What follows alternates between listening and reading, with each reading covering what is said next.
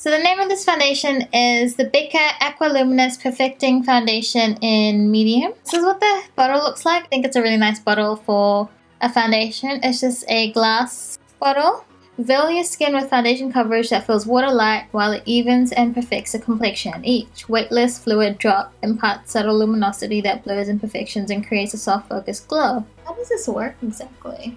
Oh, so you just push, when you press the lid, okay, when you press the lid, it just like dispenses product out. So that's quite cool. I will tell you what shade I am in a few other foundations, so then you can see that if this one might work for you as well. Like I am quite yellow. I have yellow undertones. I have here my Nars Sheer Glow, and I also have MAC NC30 and MAC NC40. That's the BECCA one. Seems like it might be a good match. I mean, I bought this online, so obviously I wasn't sure if it would be a good match. I just kind of assumed. Next we have Nars Sheer Glow. So then we'll do MAC Studio Fix NC30, and we'll put it next to it. So that's NC30, obviously quite a lot lighter. So, shade-wise, this is the Nars Sheer Glow in Syracuse. This is the BECCA Aqua Luminous Foundation in Medium.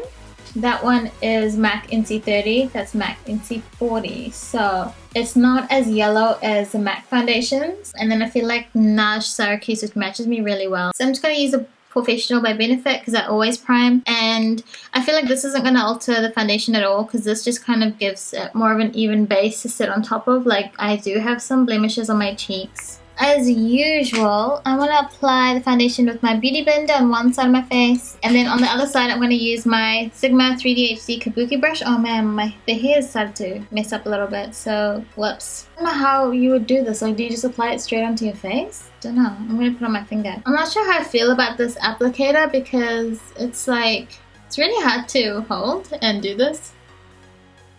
I'm just trying to put like a little bit onto each section. Okay, so we'll start with my beauty blender.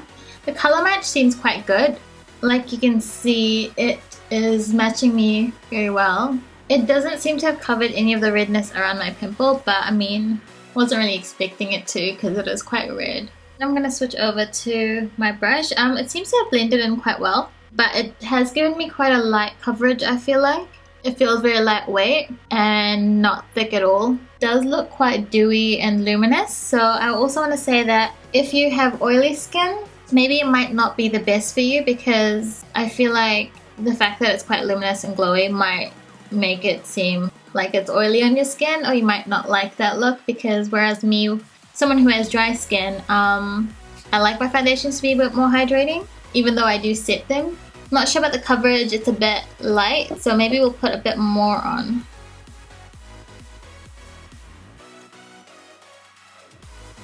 So as you can tell, like it does build up quite nicely and it still doesn't look cakey.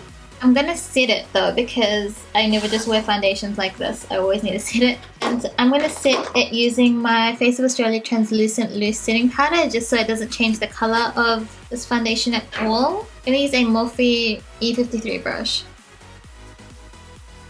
So as you can tell, this side I've put powder on and it just looks a bit more, just looks like it's set. When I do not set my foundation, it just doesn't stay in place. So setting is a must, in my opinion. And then I always just bring the glow back with like highlighter and whatnot. I'm happy with the coverage. It's a bit lighter than I'm used to, like you can still see some of my flaws, but I do like it so far. Also, I'm gonna go finish off the rest of my makeup. Then I'll come back and I'll show you guys what my makeup looks like when it's all done and how it looks with everything else. I'm back now. I've got all my makeup on. It's about 3:40 now, so I've been wearing the foundation for about an hour.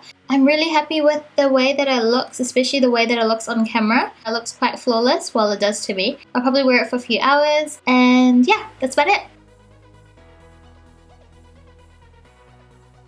I think it's a little under 5 hours since I've been wearing this foundation, and to be honest, I really like it. I mean, just looking at my face, really like the way that this foundation has held up during the day, and honestly, I do really like it. It still looks like I have quite a flawless base. I did get some creasing underneath my eyes, but that was more so my concealer than the foundation, and I have not touched up. I haven't put any extra powder on. I haven't done anything to my face. The only thing I did touch up was my lipstick because I did have dinner and I did eat and stuff obviously, so I can't even tell if it's worn off at all, to be honest. Pros and cons about the foundation. So firstly, I feel like a con would be the applicator. I mean, you can twist it up and then if you push it down, then it pulls up more liquid. So see what I mean? Like you push it and it releases it, and you push it and it pulls it back up, so it's like the same thing. Maybe I would just keep applying it on the back of my hand and apply that onto my face. I would have just been happier with like a pump so I could just control it a bit better.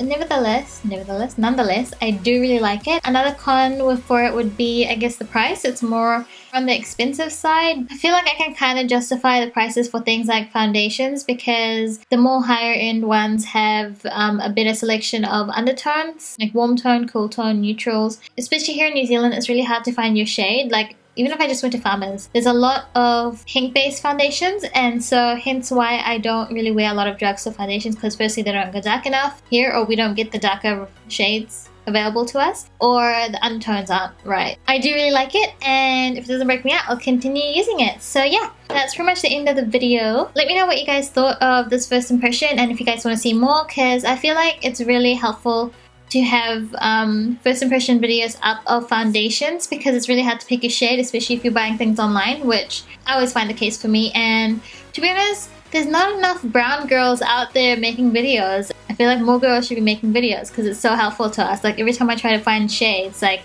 it's always on someone that's quite a lot lighter than me or quite a lot darker than me. So it's really hard to tell, like especially I think for Indian girls. As always, give the video a thumbs up if you enjoyed it, and leave a comment down below letting me know what you guys thought of this video, or if you want to say hi. I'll talk to you guys in my next video. Bye guys! Ooh, I think I scratched my eyeball. It's a little bit watery. That was a very bad idea. When you don't even have any tissues. Great. Moving at life. It's really hard for me to keep my eyes open right now because it's like, whoa, I want to sleep, you know what I mean?